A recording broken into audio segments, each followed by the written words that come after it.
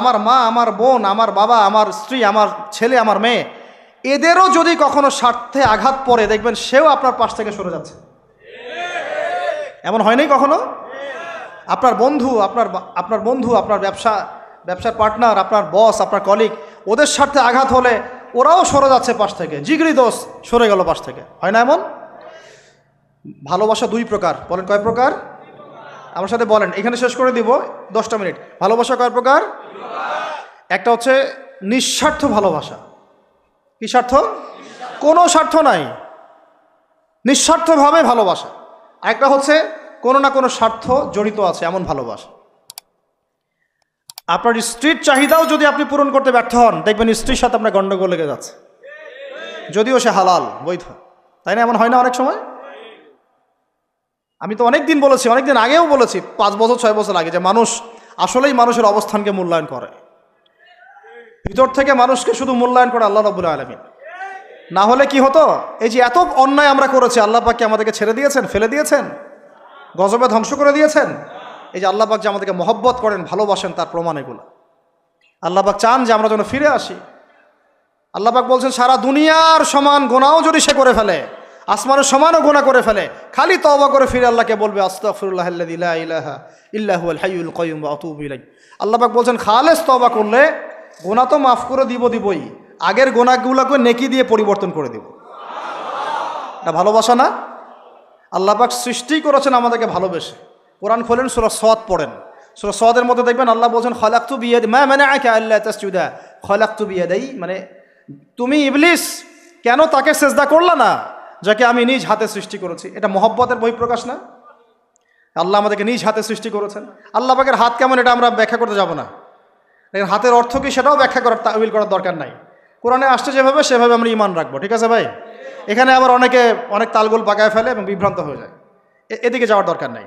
এখানে বোঝানো হচ্ছে আল্লাহ রাব্বুল আলামিন আমাদেরকে মহব্বত করে সৃষ্টি করেছে। এই পুরো সৃষ্টি জগৎটাই তো আল্লাহর মহব্বতের বহিঃপ্রকাশ। সবকিছু এত নিপুণভাবে চলতেছে, এটা মহব্বতের বহিঃপ্রকাশ না? আমি আপনাদেরকে নিয়ে যদি কোনোদিন কক্সবাজারের সৈকতে তারা দেখাতে পারতাম, তাহলে আমি বুঝাইতে পারতাম আপনাদেরকে যে এই মহাবিশ্বটা ঠিকই আছে কিভাবে। তারার মধ্যে একটা গাণিতিক ক্যালকুলেশন আছে যেটা সবাই জানে না, যারা একটু অ্যাস্ট্রোনমি নিয়ে পড়াশোনা করেছে তারা জানে। আপনার মানে মাথার বিবেকই উল্টায় যাবে যে এত সূক্ষ্মভাবে কিভাবে আল্লাহ রাব্বুল আলামিন এই মহাবিশ্ব সৃষ্টি করলেন। এক চুল এদিক ওদিক হলে পুরো বিশ্ব কায়নাত ধ্বংস হয়ে যাইত। এটা কি আল্লাহ পাকের মহব্বতের বহিঃপ্রকাশ না? আল্লাহ পাক তো বরং বলেছেন পুরো সৃষ্টি পরিবারটাই আল্লাহর আল্লাহর পরিবারের অন্তর্ভুক্ত, সুবহানাল্লাহ। এমনকি আল্লাহ পাক আমাদেরকে বলেছেন, তোমরা জমিনবাসীর সবার উপর রহম করো, ইরহামু মান ফিল আরদ ইয়ারহামুকুম মান ফিস সামা, তোমরা সবার উপর রহম করো, দয়া করো। দয়া রহম এটা তো মহব্বতের একটা অংশ। তোমরা সবার উপর দয়া করো, রহম করো, মহব্বত করো। এটা কি হবে? তাহলে আল্লাহ পাক আসমানে যিনি আছেন, আল্লাহ পাক তোমাদের উপর রহম করবে ইনশাআল্লাহ। আমরা সেই মহান সত্তার ভালোবাসার থেকে বের হয়ে হারাম এই যৌন ভালোবাসার দিকে যাওয়ার চেষ্টা করেছি। আসলে এটা ভালোবাসা না, যৌনতা, এর দিকে যাওয়ার জন্য এইসব করছি। আল্লাহ পাক আমাদেরকে মাফ করে যেন হেদায়েত দান করেন। আল্লাহ পাক কত ভালোবাসেন এটা নিয়ে বলতে গেলে আজকে রাত শেষ হবে। দেখেন, আল্লাহ রাব্বুল আলামিন আদম আলাইহিস সালামকে সৃষ্টি করেছেন, করে সমস্ত নাম শিক্ষা দিয়েছে। নাম মানে হলো ইলম। নাম মানে কি? ভালো না বাসলে আল্লাহ পাক কাউকে সবচেয়ে সেরা কিছু দান করেন? সূরা ৩ আল্লাহ পাক কি বলেছেন? ওয়া তিন ওয়া জাইতুন, এগুলো শপথ করে, লাকাদ খালাকনাল ইনসানা ফি আহসানি তাকওয়িম, মানুষকে সবচেয়ে শ্রেষ্ঠ কাঠামো আল্লাহ পাক দিয়েছে, দেন নাই? তো কাউকে যদি মহব্বত না করা হয়, তাকে আপনি সবচেয়ে সেরাটা কি দিতে পারবেন? আল্লাহ পাক আমাদেরকে মহব্বত করেন, ভালোবাসেন, এবং আল্লাহ চান আমরাও যেন তাকে মহব্বত করি, তাকে ভালোবাসি। এবং আমরা যদি কাউকে ভালোবাসি, আল্লাহর জন্য ভালোবাসবো। কাউকে ঘৃণা করি, আল্লাহর জন্য ঘৃণা করব। মহব্বতও আল্লাহর জন্য, ঘৃণাও কার জন্যে? আল্লাহর জন্য। আল্লাহ পাক সমস্ত ইলম শিক্ষা দিলেন, এটা কি ভালোবাসার বহিঃপ্রকাশ না? নূহ আলাইহিস সালামের কওম দীর্ঘদিন আল্লাহর কথা শোনে না, আল্লাহ পাক সবর করলেন, ধৈর্য ধরলেন, গজব দিলেন না, শেষ পর্যায়ে গিয়ে আযাব দিয়েছেন। এই যে আল্লাহ পাক সুযোগ দেন, সময় দেন, এটা কি আল্লাহ পাকের ভালোবাসা, দয়া না? এরকম প্রত্যেকটা কওমের ক্ষেত্রে হয়েছে। আমি তো ফিল করলাম এই ভালোবাসা নিয়ে ঘাটাঘাটি করতে গিয়ে যে আসলে আল্লাহ পাক যে আমাদেরকে সবচেয়ে বেশি মহব্বত করেন, তার সবচেয়ে বড় নিদর্শন কি জানেন? আমাদের কাছে আল্লাহ রাব্বুল আলামিন আল কোরআনের মতো কিতাব নাজিল করেছেন, আর আমাদেরকে আল্লাহ পাক নবী মুহাম্মদ সাল্লাল্লাহু আলাইহি ওয়াসাল্লামের উম্মত বানাইছেন। আল্লাহ পাক যে নবী মুহাম্মদ সাল্লাল্লাহু আলাইহি ওয়াসাল্লামকে এই দুনিয়াতে পাঠিয়েছেন না, এটাই সবচেয়ে বড় মহব্বত, সবচেয়ে বড় রহমত। কারণ তার সুন্নতে এমন কিছু নাই যেটা আপনি খুঁজে পাবেন না। আর তিনি আমাদেরকে যে মহব্বত করতেন, মুহাম্মদ সাল্লাল্লাহু আলাইহি ওয়াসাল্লাম আমাদেরকে যে মহব্বত করতেন, তিনি আমাদেরকে বলতেন যে আমরা তার ভাই। আমরা তার কি ভাই? মানে কি মায়ের পেটের ভাই? এটা বোঝানো হয় নাই। একটা হাদিসে তিনি বলেছেন আমি তো পিতৃতুল্য। তার মানে কি সত্যি সত্যি বাবা সন্তানের সম্পর্ক? রুহানি পিতা। তিনি কি ইমাম নন? তিনি ইমাম, তিনি নেতা, তিনি আমাদের শিক্ষক, তিনি নবী। তো তিনি আমাদেরকে যে মহব্বত করতেন, তিনি একদিন বলছিলেন নবী সাহাবীদের সামনে, কাশ আমি যদি আমার ভাইদেরকে দেখতে পেতাম। সাহাবীরা বলছেন, ইয়া রাসূলুল্লাহ আমরা কি আপনার ভাই না? তখন নবীজি বলছেন, না, তোমরা আমার সাহাবী। আমার ভাই তারা যারা আমাকে না দেখেই আমার প্রতি ঈমান নিয়ে আসবে। প্রত্যেক নবীকে আল্লাহ পাক একটা দোয়া করার চান্স দিয়েছে। কয়টা ভাই? এমন একটা দোয়া যেটা করলে আল্লাহ পাক কবুল করবেনই করবেন। করলে আল্লাহ পাক কি করবেন? অবশ্যই কবুল করবেন। নবী সাল্লাল্লাহু আলাইহি ওয়াসাল্লাম বলছেন যে সমস্ত নবী এই দোয়াটা পৃথিবীতে করে ফেলেছে। তো আমি এই দোয়াটাকে মুলতবি রেখেছি যে কাল কিয়ামতের মাঠে আমি আমার উম্মতের জন্য সুপারিশ করব ইনশাআল্লাহ। এবং নবী সাল্লাল্লাহু আলাইহি ওয়াসাল্লামের সুপারিশে বহু কবিরা গুনাহগার মুসলমান যারা জাহান্নামের ফয়সালা হয়ে গেছে তাদেরকে আল্লাহ পাক কিছুটা শাস্তি ভোগ করালে হলেও আবার জান্নাতে নিয়ে আসবেন ইনশাআল্লাহ। তো তিনি আমাদেরকে মহব্বত করেন না? করতেন না? চিন্তা করে তাহলে আমরা তার দিনকে কি মহব্বত করলাম, আমরা তার হুকুম হাকামের বিধিবিধান সুন্নতে কি মহব্বত করলাম, চিন্তা করেন। একটা হাদিসে নবীজি স্পষ্ট করে বলছেন এটা আমাদের জন্য একটা কষ্টি পাথর। এটা একটা কি কষ্টি পাথর। তিনি বলছেন লা ইউমিনু আহাদুকুম, তোমাদের মধ্যে কেউ মুমিন হইতে পারবে না। কি হইতে পারবে না? মানে প্রকৃত মুমিন হইতেই পারবে না তোমরা। হে আমার উম্মত, তোমাদের মধ্যে কেউ প্রকৃত মুমিন হইতেই পারবে না যতক্ষণ না হাত্তা আকুনা আহাব্বা ইলাইহি মিন ওয়ালিদিহি ওয়ালাদিহি ওয়ান নাসি আজমাইন, যতক্ষণ না আমি মুহাম্মদ সাল্লাল্লাহু আলাইহি ওয়াসাল্লাম তোমাদের কাছে নিজের কি সন্তান, নিজের বাবা মা এবং সমস্ত মানব জাতির থেকে বেশি প্রিয় না হচ্ছে। হাদিসটা আবার বলি, নবীজি বলছেন কেউ ততক্ষণ পর্যন্ত প্রকৃত মুমিন হতে পারবে না যতক্ষণ না আমি মুহাম্মদ সাল্লাল্লাহু আলাইহি ওয়াসাল্লাম তার কাছে তার সন্তান, তার পিতা, এমনকি সমস্ত মানব জাতি থেকে বেশি প্রিয় না হচ্ছে। আর আমরা যারা আগামীকালকে এইটার প্রিপারেশন নিয়েছি, আসলে কি আমাদের কাছে নবী প্রিয় বেশি না আমাদের দুনিয়ার স্বার্থ বেশি প্রিয়? যারা এগুলো করবে তাদের কাছে কি সত্যি নবী প্রিয়? তাহলে তারা করতে পারতো না। যদি নবী আমাদের কাছে সবচেয়ে বেশি প্রিয় না হয়, আমরা মুমিন হতে পারছি না। আর যাদের কাছে নবী প্রিয় তারা কখনো এমন হারাম কাজে যেতে পারবে না। যারা যাচ্ছে তারা কখনোই নবীকে ভালোবাসে না, কোশ্চিনকালেও না। শোনেন, উমর রাদিয়াল্লাহু আনহুর নাম শুনেন নাই? বললে অনেক কথা ভাই, অনেক কথা, কোনটা রেখে কোনটা বলি। উমর রাদিয়াল্লাহু আনহু একদিন এসে বলছেন খলিফাতুল মুসলিমিন, মুসলিমদের তিনি খলিফা। জান্নাতের সুসংবাদপ্রাপ্ত 10 জন সাহাবীর একজন। জান্নাতের সার্টিফিকেট পেয়েছেন পৃথিবীতে কয়জন সাহাবী? একটা হাদিসে একসাথে 10 জন। ওই 10 জনের অন্যতম একজন, যিনি এমন শাসন ব্যবস্থা পৃথিবীতে প্রতিষ্ঠা করেছিলেন যার মতো মিসাল এখন পর্যন্ত পৃথিবীতে আর দেখা যায় নাই। একটা হাদিসে আসছে যে রাস্তা দিয়ে ওমর হাঁটে ওই রাস্তা দিয়ে শয়তান হাঁটে না। কি বুঝলেন? শয়তান যদি দেখে ওই যে ওমর, ও আর ওই যাবে না ওই রাস্তার মধ্যে। এই হচ্ছে ওমর ইবনুল খাত্তাব। আমার পরে কোনো নবী নাই। নবীজি বলছেন আমার পরে কোনো নবী নাই, লা নবিয়্যা বাদি, আমার পরে কোনো নবী নাই। যদি হতো তাহলে ওমর হতো, যদি হতো তাহলে ওমর হতো। অন্য একটা হাদিসে আসছে আমার পরে কোনো নবী নাই, তবে তুমি আমার, এটা অন্য সাহাবী সম্পর্কে, আলী ইবনে আবি তালেব সম্পর্কে, তুমি আমার জীবনে তেমন মূসার জীবনে হারুন ছিল যেমন। এটা হচ্ছে আলী ইবনে আবি তালেব। তো এখানে কথা হচ্ছে ওমর রাদিয়াল্লাহু আনহুর মতো মানুষ নবীর কাছে এসে বলছেন সাল্লাল্লাহু আলাইহি ওয়াসাল্লাম, ইয়া রাসূলুল্লাহ ওয়াল্লাহি লা উহিব্বুক, আল্লাহর কসম করে বলছি আমি আপনাকে অনেক মহব্বত করি, ইল্লা মিন নাফসি, আমার নফসের চেয়ে বেশি না। মানে আমি আমার জানের চাইতে আপনাকে বেশি মহব্বত করি না। কথা কি বুঝতে পারতেন কি? মানে আমি আপনাকে অনেক মহব্বত করি ইয়া রাসূলুল্লাহ, সব কিছু থেকে বেশি মহব্বত করি, কিন্তু আমার নিজের জানের চেয়ে বেশি না। নবী সাল্লাল্লাহু আলাইহি ওয়াসাল্লাম বলছেন, লা ইয়া ওমর, এখনো মুমিন হওনি ওমর। কাকে বলছেন? কাকে বলছেন? জান্নাতের সার্টিফিকেট প্রাপ্ত একজন মানুষকে। লা ইয়া ওমর, এখনো হওনি। তখন নবী সাল্লাল্লাহু আলাইহি ওয়াসাল্লামকে তিনি একটু পরে আবার বলছেন, ইয়া রাসূলুল্লাহ ওয়াল্লাহি আলান, এখন লা হাব্বা ইলাইয়া মিন কুল্লি শাই হাত্তা মিন নাফসি, এখন থেকে আপনি আমার কাছে সবচেয়ে বেশি প্রিয় সব কিছু থেকে, এমনকি আমার নফসের থেকেও বেশি প্রিয়। তখন নবীজি বলছেন, আলান ইয়া ওমর, হ্যাঁ এখন ওমর, এখন তুমি মুমিন হলে। তাহলে যারা আমরা নবীর সুন্নতের খেলাফ এইসব অপসংস্কৃতি, নোংরামি, জেনা, ব্যভিচার, কনসার্ট, নাটক, সিনেমা, পরকিয়া, এইসব তথাকথিত ভালোবাসা দিবস, এই জেনা দিবসগুলো পালন করছি, আমরা কি আসলেই নবীকে ভালোবাসি?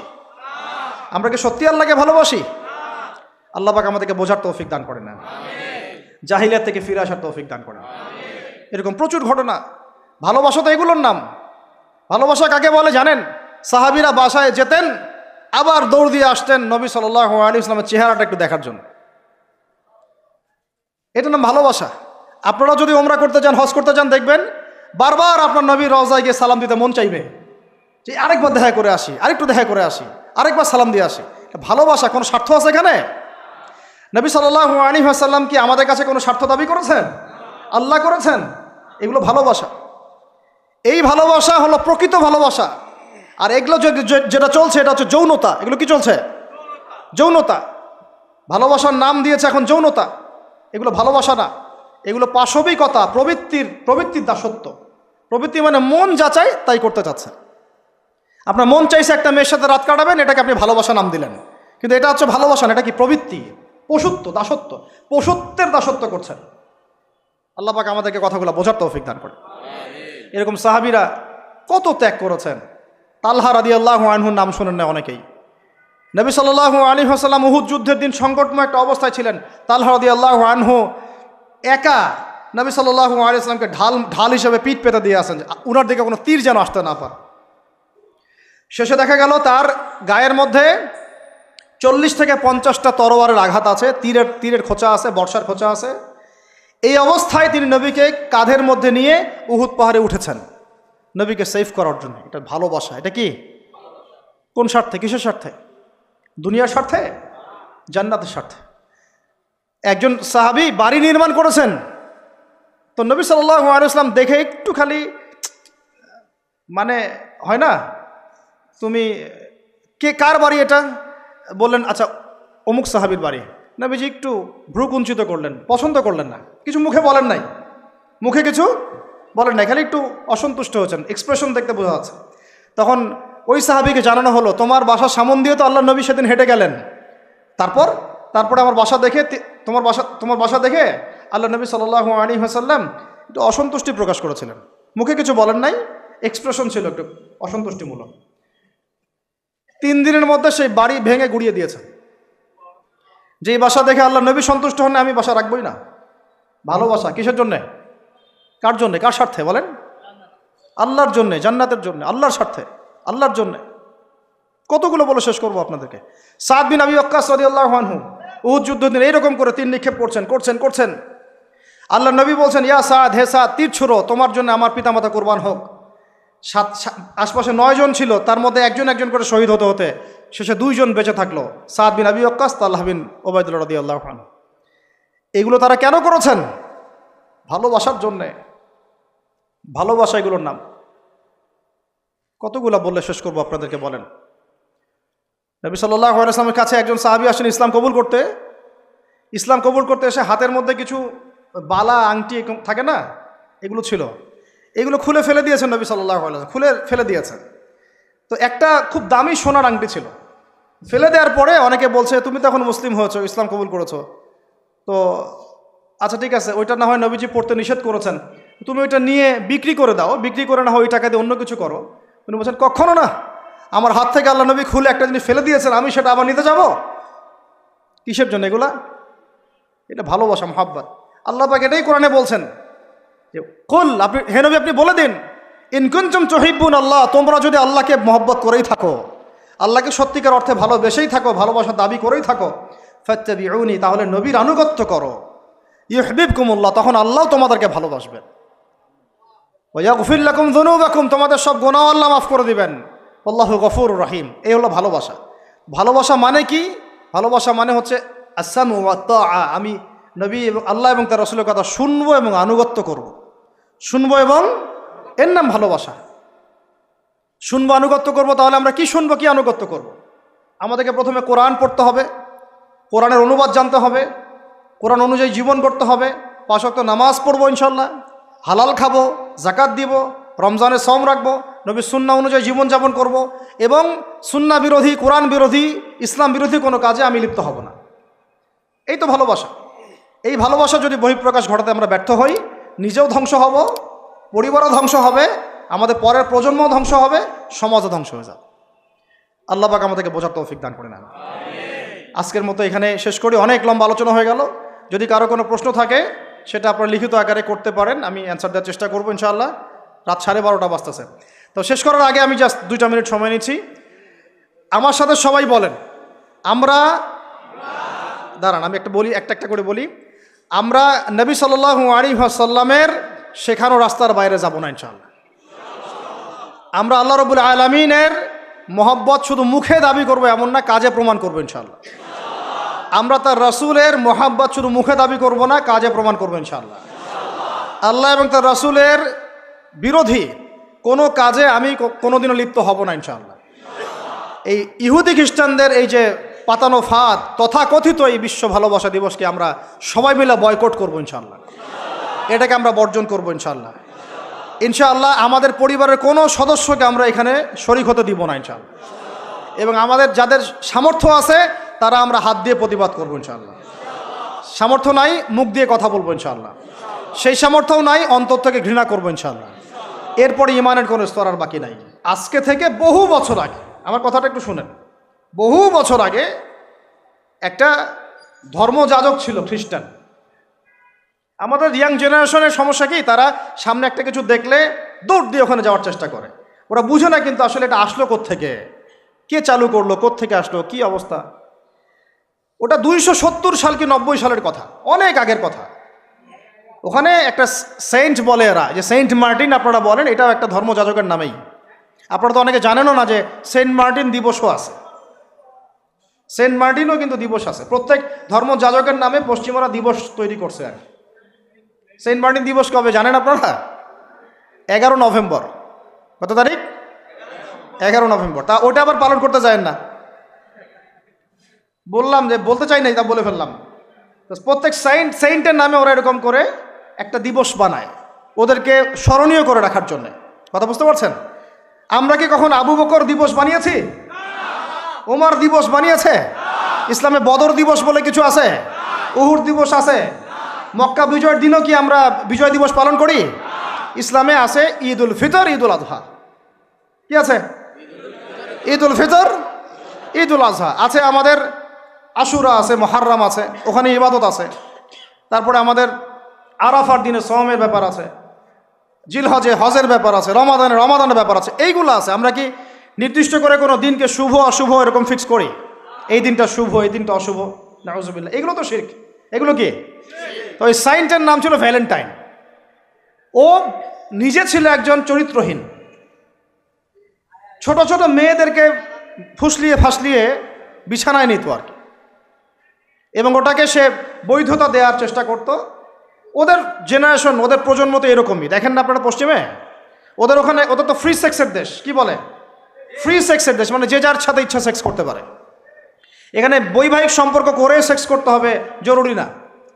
ওখানে যে যা, এটা বাক স্বাধীনতা, ওদের ব্যক্তি স্বাধীনতা। ইচ্ছা হইলো একজন মদ খাইলো, গিয়ে রাত কাটাইলো, কোনো সমস্যা নাই।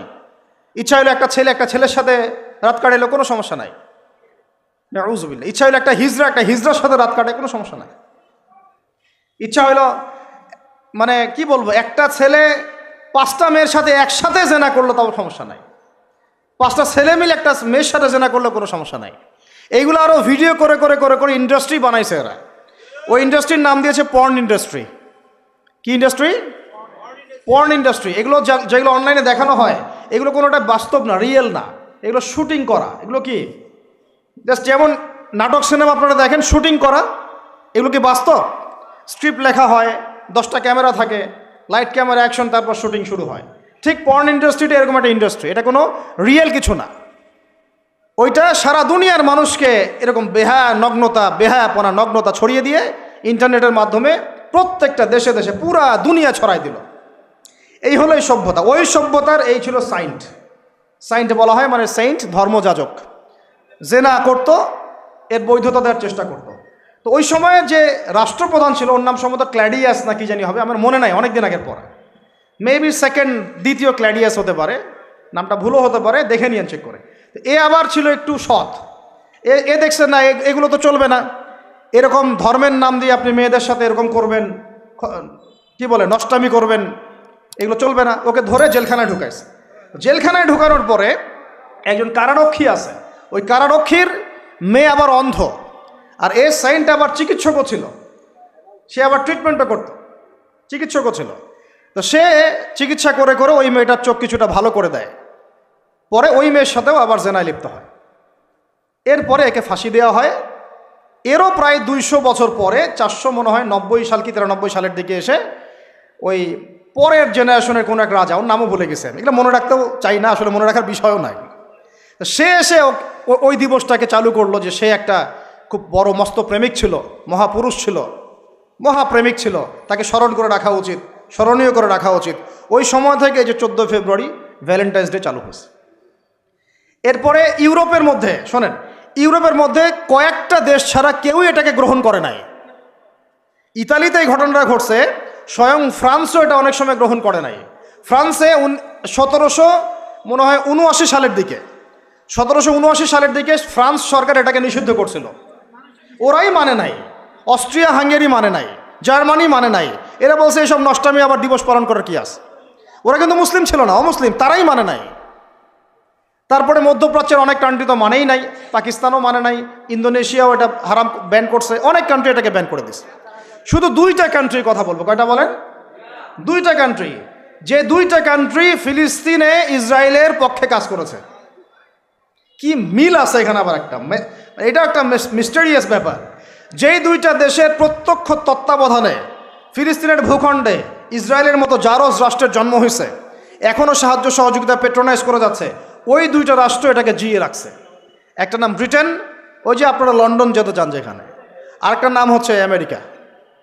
শুধুমাত্র ব্রিটেনই প্রতি বছর প্রায় 100 কোটি পাউন্ড খরচ করে এই দিবসটাকে জিয়ে রাখার জন্য এবং সারা বিশ্বটাকে ছড়ায় দেওয়ার জন্য। আর কত শুনবেন, এগুলো বলতে থাকলে এগুলো নিয়েই রাত পার করা যায়। মূল কথাটা হচ্ছে এটা আসলো পশ্চিমা সভ্যতা থেকে, কিন্তু পশ্চিমা সভ্যতার অনেক বড় বড় রাষ্ট্র এটা গ্রহণ করে নাই, গ্রহণ করে নিয়েছ তোমরা যুবক ছেলেরা, যুবতী মেয়েরা গ্রহণ করলা, তোমরা যারা মুসলিম কান্ট্রির ছেলে মেয়েরা গ্রহণ করলা, তোমরা যারা আল্লাহ তোমাদেরকে মুসলিম পরিবারে জন্ম নেওয়ার তৌফিক দিয়েছিলেন। গ্রহণ করলো কারা? যারা উম্মতে মুহাম্মাদি বলে দাবি করে। চিন্তা করা যায়। আর বাংলাদেশে, সুবহানাল্লাহ, বাংলাদেশে এটা কিন্তু ছিল না। 1993 সালের আগ পর্যন্ত এটা ছিল না। কত সাল বলেন?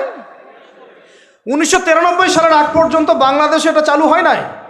আপনারা হিস্ট্রি ঘাটেন, পড়েন যে কবে থেকে এটা শুরু হলো। 1993 সালে ওই সময় একটা পত্রিকা ছিল, সম্ভবত তার নাম জয় দিন, নাম শুনছেন? ওর একটা সম্পাদক ছিল, তার নাম হচ্ছে শফিক রহমান। কি রহমান? অনলাইনে ঘাটেন, দেখেন পাবেন। এ লন্ডনে থাকতো, ওখানে পড়াশোনা করছে, ওখানকার কৃষ্টি কালচার শিখে এসে 1993 সালে প্রথম বাংলাদেশের মাটিতে এইভাবে ঢাকঢোল পিটায় এই বিশ্ব ভালোবাসা দিবস চালু করা হলো, যার মধ্য দিয়ে এই কাজগুলো এখন হচ্ছে। কত সালে? 1993। এই যে ইয়াং জেনারেশন কেউই জানে না, এগুলা ছুটতেছে, একটার পিছনে ছুটতেছে।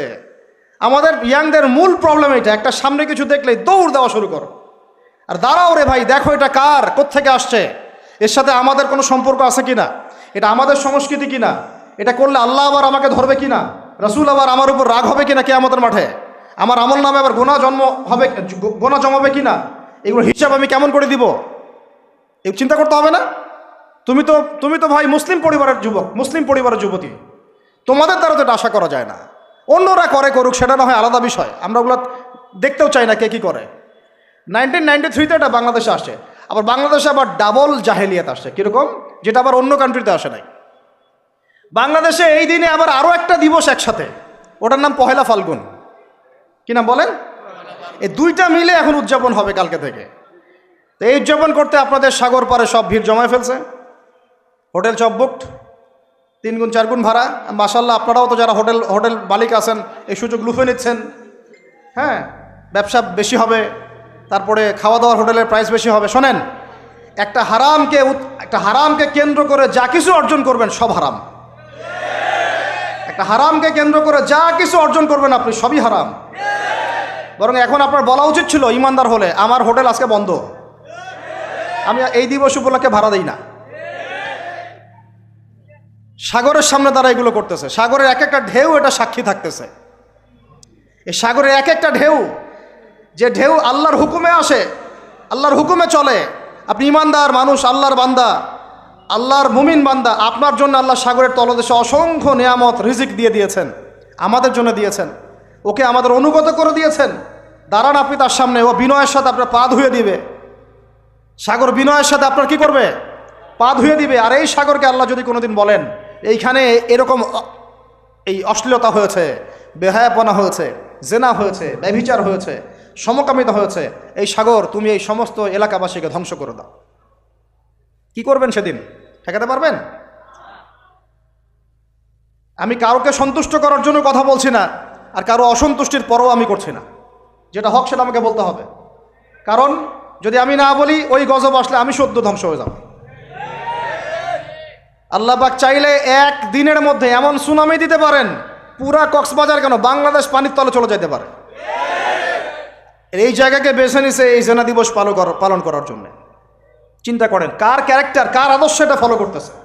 আল্লাহ পাক কোরআনে বলেছেন, লাকাদ কানা লাকুম ফি রাসূলিল্লাহি উসওয়াতুন হাসানাহ, তোমাদের মধ্যে আল্লাহর নবী মুহাম্মদ সাল্লাল্লাহু আলাইহি ওয়াসাল্লামের মধ্যেই আছে সর্বোত্তম আদর্শ। আর এই দিবস পালনের মধ্য দিয়ে আপনারা ওই সেন্ট ভ্যালেন্টাইন্স ওর আদর্শ ফলো করতেছে। নাউযুবিল্লাহ। হাদিসে নবীজি বলছেন, আল মারউ মা'a মান আহাব, যে যাকে ভালোবাসবে। অন্য হাদিসে আসছে যে কম যার সাদৃশ্য অনুসরণ করবে তার সাথেই তার হাসর হবে। তাহলে আপনারা তার সাথে হাসরের প্রিপারেশন নিতে থাকেন।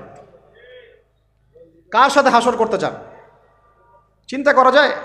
আনাস রাদিয়াল্লাহু আনহু বলতেন যে আমি আল্লাহর নবীকে ভালোবাসি, আমি আবু বকরকে ভালোবাসি, আমি ওমরকে ভালোবাসি রাদিয়াল্লাহু আনহুম আজমাইন। যদিও আমার আমল তাদের মতো নয়, তারপরে আমি আশা করি এই ভালোবাসার খাতিরে আল্লাহ তাদের সাথে আমাকে হাসর করাবেন। চিন্তা করা যায়।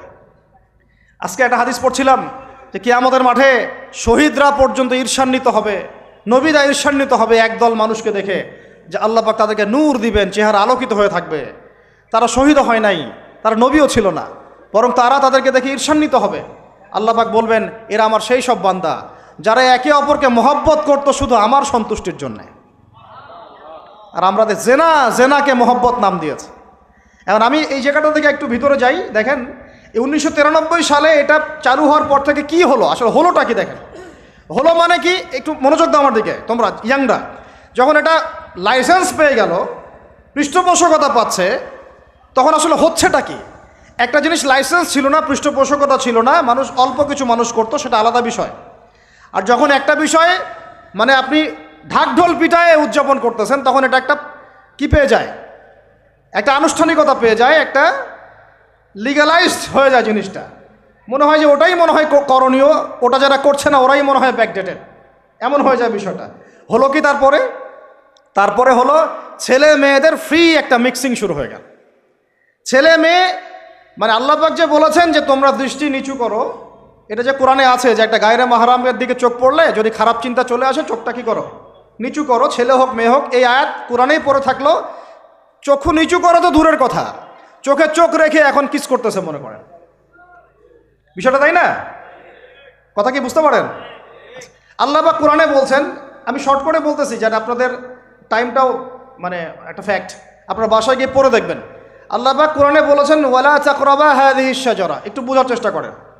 এই কথাটা আল্লাহ পাক বলেছেন আমাদের পিতা এবং মাতাকে, আদম আলাইহিস সালাম এবং হাওয়া আলাইহিস সালামকে। দেখো তোমরা জান্নাতের সব জায়গায় ঘোরো, খাও, কোনো সমস্যা নাই। ওয়ালা তাকরাবা হাযিহিশ শাজারা, এই গাছে উঠবা না, কথাটা এমন না। এই গাছের পাতা ধরবা না, কথাটা এমন না। এই গাছের ফল টান দিও না, কথাটা এমন না, এই গাছের ছায়ায় বসিও না, কথাটা এমন না। আল্লাহ পাক বলছেন ওয়ালা তাকরাবা, এই গাছের কাছেও, এই গাছের কাছেও, আরো জোরে বলেন, এই গাছের কাছেও, এই গাছের কাছেও যেও না। ফল খাওয়া তো দূরের কথা, গাছে উঠা তো দূরের কথা, গাছের নিচে বসা তো দূরের কথা, কাছেও সেম কথা আল্লাহ পাক সূরা বনী ইসরাঈলের মধ্যে বলছেন ওয়ালা তাকরাবুজ জিনা, ওয়ালা তাকরাবুজ জিনা, তোমরা জিনার কাছেও, বলা হয় নাই যে তুমি দেখা সাক্ষাৎ করো না, ভ্যালেন্টাইন্স ডে পালন করো না তথাকথিত, তুমি ওর হাত ধরো না, তুমি ওর দিকে খারাপ নজরে তাকিও না, তুমি ওকে কিস করো না, তুমি সব করো কিন্তু মানে বিশেষ কাজটা করো না, তার সাথে অন্তরঙ্গ মিলিত হয়েও না, এগুলো বলা হয়নি। কি বলা হচ্ছে? ওর কাছেও। আর আমরা এখন কাছে কাছে যেও না আল্লাহ কোরআনে বলেছেন, আর সমাজ বলতেছে এটাই হলো কাছে আসার গল্প। এটা কি কাছে আসার? তাহলে কোরআন একদিকে যাচ্ছে, সুন্নাহ একদিকে যাচ্ছে, আপনার ইসলাম একদিকে যাচ্ছে, আল্লাহ একদিকে, রাসূল একদিকে, সমাজ। তাহলে নিঃসন্দেহে এই সমাজের উপর আল্লাহর বরকত নাজিল হবে, আল্লাহর রহমত আসবে, এটা বোঝার চেষ্টা করেন। এরপরে কি হলো? 93 পর থেকে ফ্রি মিক্সিং বেড়ে গেল।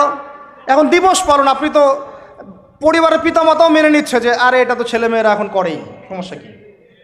ফ্রি মিক্সিং বেড়ে গেল, ফ্রি মিক্সিং বাড়া মানেই জেনা বাড়া, এখন অবৈধ সম্পর্ক বেড়ে গেল, কেউ এটাকে জেনা মনেই করবে না। 500 টাকা 1000 টাকা দিয়ে জেনা করা যায় এক রাতের জন্য, জেনা হয়ে গেল সহজ, একদম সহজ। যেই জেনার কারণে সমাজে এমন মহামারী নেমে আসে, এমন রোগ নেমে আসে যেটা আগে কখনো ছিল না। করোনা তো কিছুই না, দেখেন সামনে আরো কি আসতেছে, ওটা তো কিছুই ছিল না। শুধুমাত্র জেনার কারণে, বেহায়াপনার কারণে, সমকামিতার কারণে এবং অশ্লীলতার কারণে আল্লাহ পাকের পক্ষ থেকে এমন এমন রোগ ব্যাধি আসে, বালা মুসিবত আসে, যা আগে কখনো পৃথিবীতে আসে নাই। তা আমাদের সবার প্রস্তুতি গ্রহণ করা উচিত। ভ্যাকসিন বানাইতে থাকেন এখন থেকেই। প্রস্তুতি মানে কি? প্রস্তুতি মানে ভ্যাকসিন। প্রস্তুতি মানে এটা নিবে না যে এগুলো থেকে আমরা দূরে থাকি, তওবা করে ফিরে আসি, এইটা ওদের কাছে প্রস্তুতি না। প্রস্তুতি মানে গজব আসুক, দেখা যাবে, ভ্যাকসিন নিব তখন দেখা যাবে, সমুদ্রের ঢেউ আসুক, আশ্রয় কেন্দ্র বানাবো, ওখানে গিয়ে থাকবো, দেখা যাবে, সুনামি আসলে দেখা যাবে যে যে এলাকা উঁচু ওই এলাকায় সব মানুষকে গিয়ে রাখবো। আমাদের প্রস্তুতি এইটা না যে আমরা আল্লাহর হারাম থেকে ফিরে আসি, তওবা করি, আল্লাহ বরকত দিবে, রহমত দিবে, মাফ করে দিবে, এটা প্রস্তুতি না আমাদের। এটাই হচ্ছে আমাদের বুদ্ধির অবস্থা। এই বুদ্ধি নিয়ে আমরা দাবি করি আমরা বুদ্ধিজীবী, এই বুদ্ধি নিয়ে আমরা সমাজ চালাই, এই মাথা নিয়ে আমরা সমাজ চালাই। কে টিকতে পারছে? ফেরাউন টিকতে পারছে? নমরুদ টিকতে পারছে? কে টিকতে পারছে পৃথিবীতে? আদ জাতি, সামুদ জাতি, কওমে নূহ, কওমে শুআয়ব, কে টিকতে পারছে? এখনকার নব্য যারা ফেরাউন, নব্য নমরুদ, নব্য আবু জাহেল, এরাও টিকতে পারবে? কোশ্চিনকালেও না। দেখেন তারপরে ফ্রি মিক্সিং বেড়ে গেল, প্রেমিক প্রেমিকা কপত কপতি, যুগল বিনিময়, যুগলবন্দি হচ্ছে। তারপরে জেনা বেড়ে গেল, পরকীয়াও বেড়ে গেল, জেনাও বেড়ে গেল, পরকীয়াও বেড়ে গেল। অথচ কোরআন বলছে জেনা করলে কোরআনের শাস্তি হচ্ছে 100 বেত্রাঘাত দিতে হবে। কতটা?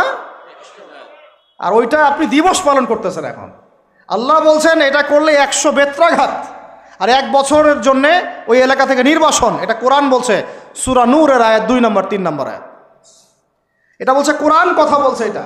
আর সমাজ বলতেছে আসো কাছে আসার গল্প, আরো জেনা করো। আল্লাহ বলছেন কাছেও যেও না, আমি বলছি এটাই কাছে আসার গল্প। এরপরে বাড়লো পরকীয়া, এর সাথে আরো বিভিন্ন সিরিয়াল, হিন্দি সিরিয়াল, এইটা স্টার জলসা, জি বাংলা দেখে দেখে আমাদের একদম মাথাটা খারাপ হয়ে গেল আর কি। বাসায় বউ, বাইরে আরো 3টা 4টা, বাসায় স্বামী, বাইরে 3টা 4টা। এই সমস্যাটা রেয়ার না, অনেক বেশি বেশি ঘরে ঘরে ঢুকছে এটা এখন। এর সাথে বাড়ছে সমকামিতা, এখন ছেলে ছেলের সাথে জেনা করতেছে, এখন ছেলে ছেলেও ভ্যালেন্টাইন্স পালন করবে কালকে। নাউজুবিল্লাহি মিন যালিক, নাউজুবিল্লাহি মিন যালিক। এটা কওমে লূত, এটা কোন কওম? কওমে লূত। আল্লাহ পাক ওই কওমকে এরকম করে মাটি থেকে উপরে উঠিয়ে পাথর নিক্ষেপ করে সবগুলোকে থেতলা করে মাটিতে দাফন করে দিয়েছিলেন। এখনও আপনি গুগল সার্চ করে দেখেন জর্ডানের ডেড সি, মৃত সাগর, ওই জায়গাটা ছিল, কমে সাদুম ওখানে থাকতো। নিদর্শন সামনে পড়ে আছে। আর আমাদের নবীজি বলছেন, তোমরা যদি সমকামী কাউকে পাও, আল্লাযী আমিলা আমালা কওমি লূত, যে কওমে লূতের আচরণ করেছে, ফাকতুলুল ফাইলা ওয়াল মাফউলা বিহি, তাহলে যে করেছে ওকে এবং যার সাথে করা হয়েছে দুইটাকে হত্যা করবা। কে বলেছেন? আপনার নবী। জি, যিনি সমাজ চালান তার নবী, যার হাতেই সব অথরিটি আছে, আপনার নবী কথা বলেছেন। আপনি আপনার নবীর সামনে হাউজে কাউসারে কিভাবে দাঁড়াবেন এই ফিকির আপনি গ্রহণ করেন। আরো বলেছেন তিনি, উরজুমুনা আলা ওয়াল আসফালা মিনহুমা উরজুমুহুমা জামিআ, তোমরা সমকামী কাউকে পাইলে উপরে আছে যে আর নিচে যে আছে দুইটাকে এক রজম করে থ্যাতলা করে হত্যা করে দিবে। এটা কি ব্যক্তির জন্য এই দায়িত্বটা বর্তায়, না এটা উপরের লেভেলের দায়িত্ব? এই হলো আল্লাহর বিধান, রাসূলের বিধান, আর এই হলো সমাজ, এই হলো আমাদের অবস্থান। এরপর আমরা দাবি করতেছি আমরা মুসলমান, আমরা মানে মরার সাথে সাথেই জান্নাতে চলে যাবো, নাউযুবিল্লাহ। চিন্তা করা যায়? আমরা দাবি করতেছি আমরা মুহাম্মদ সাল্লাল্লাহু আলাইহি ওয়াসাল্লামের উম্মত, আমরা তার হাতে হাউজে কাউসারও চাই, তার সুপারিশও মানে প্রত্যাশা করি, আর পুরো জীবনটা উপর থেকে নিচ পর্যন্ত তার বিরুদ্ধাচরণ করে চালাচ্ছে। এটা আমাদের দেশে 1993 থেকে শুরু হলো, তারপরে পরকীয়া এগুলো আরও বাড়তে থাকলো। এর উপর আবার একটা ব্যাপার আছে, এর উপর আবার ওই 90-এর দশক থেকে এই পর্নোগ্রাফিও ছড়ায় দেওয়া হলো সব জায়গায়। মানে ভিতরে ভিতরে ফোনে ফোনে ছেলেমেয়েরা পর্ন দেখতেছে। আমার কথাটা বুঝেন, রাত্রেবেলা ভিতরে ভিতরে মনে করেন ছেলেমেয়েরা পর্নোগ্রাফি দেখতেছে। বেশি ভালো সাজার প্রয়োজন নাই, সবারই চোখে কম বেশি এটা পড়েছে। যারা অনলাইনে ঢুকেছেন জীবনে একবার হলেও তার চোখে পড়বে, এটা অনলাইনের ফিতনা, তাই না? পর্নোগ্রাফিও দেখতেছে। এদিকে পর্নোগ্রাফি দেখার মধ্য দিয়ে কি হয়, মানুষ পশু হয়ে যায়। একটা মানুষ যখন পর্নোগ্রাফিতে আসক্ত হয়, ওটা ছাড়া সে চলতে পারতেছে না। ওর সামনে আপনি 5 বছর 6 বছর একটা মেয়েকেও যদি দেন, ওকে ধর্ষণ করে রেখে দেবে। দেখেন, হ্যাঁ, কেন ধর্ষণ করলো 5 বছরের মেয়েটাকে? এটা কি সম্ভব? 5 বছর একটা মেয়ের সাথে কি মানে সেক্সুয়াল কোনো সম্পর্ক সম্ভব? ও কিভাবে করতে পারলো? বিকজ পর্ন দেখে দেখে ওটা মাথাটা নষ্ট হয়ে গেছে। পর্ন যেটা করেছে, পর্নোগ্রাফি আর এই জেনাগুলো যেটা করেছে, সত্যিকারের ভালোবাসার সংজ্ঞাটাই পরিবর্তন করে দিয়েছে। সত্যিকারের ভালোবাসা মানে হচ্ছে দায়িত্ব, রেসপন্সিবিলিটি, বিশ্বাস। ভালোবাসার মানুষ ভালো থাক এটা চাওয়া, তার উপর আমার জিম্মেদারি আছে, তাকে ভালো রাখা। ভালোবাসা মানে কি? স্বার্থ ত্যাগ করে তার স্বার্থ দেখা, তাই না? সম্মান। ভালোবাসার ডেফিনেশন কি? ভালোবাসা মানে কি? আমি আমার ওয়াইফকে ভালোবাসি, তার মানে কি আমি তার ইজ্জতের জিম্মাদার, তার দিকে চোখ তুলে কেউ খারাপ চোখে তাকাতে পারবে না। ভালোবাসি আমি তাকে, সে আমার, আমি তাকে অন্যের সামনে শো করতে পারবো না, সে আমার। ভালোবাসা মানে আমি তাকে বিশ্বাস করি, আমি তাকে কি করি? বিশ্বাস করি, তার প্রতি আমার আত্মবিশ্বাস আছে, কনফিডেন্স আছে। ভালোবাসা মানে আমি তাকে সম্মান করি, আমি তার সম্মান বুঝবো। তো পর্ন আর জেনা যেটা করলো, ভালোবাসার সংজ্ঞাটাই পরিবর্তন করে দিল। এরা ভালোবাসার সংজ্ঞা দিল, ভালোবাসা মানে হলো যৌনতা। ভালোবাসা মানে জাস্ট সেক্সুয়াল রিলেশনশিপ, আর কিচ্ছু না। এরা যদি একে অপরকে সত্যি ভালোবেসে থাকে, তাহলে আগামীকাল এদেরকে বলেন যে জেনা মুক্তভাবে বিয়ে করে ফেলো দেখি, এদের মধ্যে 80% এটা করবে না। কারণ তাহলে ভালো ভালো যদি এতই বাসো, তা হাতটা ধরিও না তুমি। আল্লাহ পাক হাত ধরতে নিষেধ করছেন। তুমি পরিবারের মাধ্যমে প্রস্তাব পাঠাও, মোহর ফিক্স করো, করে বিয়ে করো। ভালোবাসো যদি, তাহলে তাকে নিয়ে সন্তুষ্ট থাকো, তার সম্মানবোধ রক্ষা করো, তার দায়িত্ব নাও। তার কি নিবা? দায়িত্ব নাও। ভালোবাসার ডেফিনেশন চেঞ্জ করেছে এরা। একটা মেয়েকে ভালো তুমি যদি বেশেই থাকো ছেলেটাকে, তাহলে তুমি তার সাথে কিভাবে এভাবে হারাম জেনায় লিপ্ত হতে পারলা? তোমার তো বলা উচিত ছিল যে আমি একজন মুসলিম মেয়ে, আমি এসব জেনাতে যাব না। আমাকে যদি আপনি পছন্দ করেই থাকেন, আমার বাবার কাছে প্রস্তাব পাঠান। সিম্পল। এরপর পরিবারের মাধ্যমে আহাদ হবে, তারপরে আমরা আক্ত হবে, সেখানে আমাদের মোহর থাকবে, সাক্ষী থাকবে, আল্লাহর কালিমা সাক্ষী রেখে আমরা বিয়ে করে ফেলব। এইগুলোর মধ্য দিয়ে ভালোবাসার ডেফিনেশন চেঞ্জ করে দেওয়া হলো। ভালোবাসার মানে যেটা ছিল সম্মান, ওটার নাম হয়ে গেল এখন যৌনতা। যৌনতা ছাড়া কোনো কিছুতে তারা এখন বিশ্বাসী না। এই হোটেলে যে যৌনতাগুলো হবে, আপনারা প্রত্যেক মালিকের জিম্মাদার, বহন করতে হবে আপনাদেরকে। ভাবতেছেন আমি তো ভাড়া দিছি, ও কি করে করুক ভিতরে, না, আপনিও দায়ী আছে। হিসাব আপনাকেও দেওয়া লাগবে, ও তো দিবেই, আপনাকেও দিতে হবে। যারা এটাকে পেট্রোনাইজ করেছে, যে চালু করেছে, ওকে নিয়ে আমি এখন চিন্তিত। এগুলো স্টাডি করতে গিয়ে জানি নামটা আমার মাথায় আসছে, আমার মানে কলিজাটাই কাঁপা শুরু করছে। একটা জিনিস হচ্ছে আপনি একটা খারাপ কাজ নিজে করেন, মনে করেন নাউজুবিল্লাহ এক ভাই নিজে সুদ খায়, এটা তার ব্যক্তিগত পাপ, ঠিক আছে। এক ভাই ব্যক্তিগতভাবে গান শুনছে, ব্যক্তিগত পাপ। এক ভাই ব্যক্তিগতভাবে হয়তো কেউ নাউজুবিল্লাহ জেনা করেই ফেলছে, এটা তার কি ব্যক্তিগত পাপ। আল্লাহর কাছে ইস্তেগফার করবে, তওবা করবে, আল্লাহ চাইলে মাফ করে দিবেন, পাপ গোপন করে দিবেন ইনশাআল্লাহ, তাই তো। এটা একটা সুরত। একটা সুরত কি, আমি সুদ নিজে খাইছি, আরও লক্ষ কোটি মানুষকে খাওয়াইছি। আমি জেনা নাউজুবিল্লাহ সে নিজে করছে, অন্য আরও লাখ লাখ মানুষ, যুবক যুবতীকে জেনাতে উৎসাহিত করতেছে। নিজে গান শুনছে, মানুষকে শোনাচ্ছে, নিজের মৃত্যুর পরেও সেই গান বাজতেছে। এটা হচ্ছে গুনাহে জারিয়া। এটা কি গুনাহে জারিয়া। তাহলে একটা গোনা নিয়ে আদম আলাইহিস সালাম যদি এত বছর কান্নাকাটি করেন, ইব্রাহিম আলাইহিস সালাম কিয়ামতের মাঠে যদি বলেন আমি পারবো না সুপারিশ করতে, নূহ আলাইহিস সালাম যদি বলেন আমি পারবো না সুপারিশ করতে, ঈসা ইবনে মারইয়াম, মুসা আলাইহিস সালাম তারা পর্যন্ত বলবেন আমি আজকে আল্লাহ পাকের সাথে কথা বলার সাহস রাখি না, আর এই যারা গুনাহে জারিয়া চালু করে দিল, এদের কি অবস্থা হবে? কি অবস্থা হবে চিন্তা করেন। এভাবে ছড়াই গেল ফ্রি মিক্সিং, ছড়াই গেল ব্যভিচার, ছড়াই গেল পর্নোগ্রাফি। এই পর্নোগ্রাফির মধ্য দিয়ে এরা আবার যখন পর্ন দেখে, বাইরে আবার স্কুল কলেজ বিশ্ববিদ্যালয়ে পড়াশোনা করে, ছেলে মেয়ে একসাথে পড়াশোনা করে না, বাসায় পর্ন দেখে, আবার সকালবেলা এসে স্কুল কলেজ বিশ্ববিদ্যালয়ে ছেলে মেয়ে একসাথে পড়াশোনা করে। তখন ওই যে পর্নোগ্রাফির যে পশুত্বটা, এটা ওর মধ্যে থেকে গেল। একটা মেয়েকে সে এখন চাচ্ছে জাস্ট ওর সাথে একটা সেক্সুয়াল সম্পর্ক করার জন্য। মুখে অনেক কথা বলতে পারে, ভালোবাসি, জীবন দিয়ে দিব, এইটা সেইটা, হাবি যাবি, বিয়ে করব, আসো আগে করি, আসো আমরা যৌন সম্পর্ক আগে করি, পরে না হয় বিয়ে করে নিব। অনেক কথা বললেও মূল উদ্দেশ্যটা হচ্ছে তার ভোগ করা। মানে আপনাকে আল্লাহর বান্দা থেকে একজন ভোগবাদী পশুতে পরিণত করা হলো। আল্লাহর বান্দা থেকে ভোগবাদী পশুতে পরিণত করা হলো। এভাবে একটা পুরো জেনারেশন 1993 থেকে নিয়ে 2024 একটা পুরো জেনারেশনকেই নষ্ট করে দেওয়া হয়েছে। মাস্টার প্ল্যানটা দেখছেন? ওদের মাস্টার প্ল্যানটা দেখছেন কি কিভাবে 20 বছর ধরে একটা জেনারেশনকে নষ্ট করা যায়। আর আমরা যারা স্কুলে পড়তাম, কলেজে পড়তাম না, আমাদের সময় এগুলো হতো, তখন আমরাও এগুলো বুঝতাম না। আল্লাহ পাক আলহামদুলিল্লাহ আমাদেরকে এই জাহিলিয়াত থেকে বের হয়ে আসার তৌফিক দিয়েছেন। এই শুকরিয়াটা আমরা আদায় করে কিয়ামত পর্যন্ত শেষ করতে পারবো না।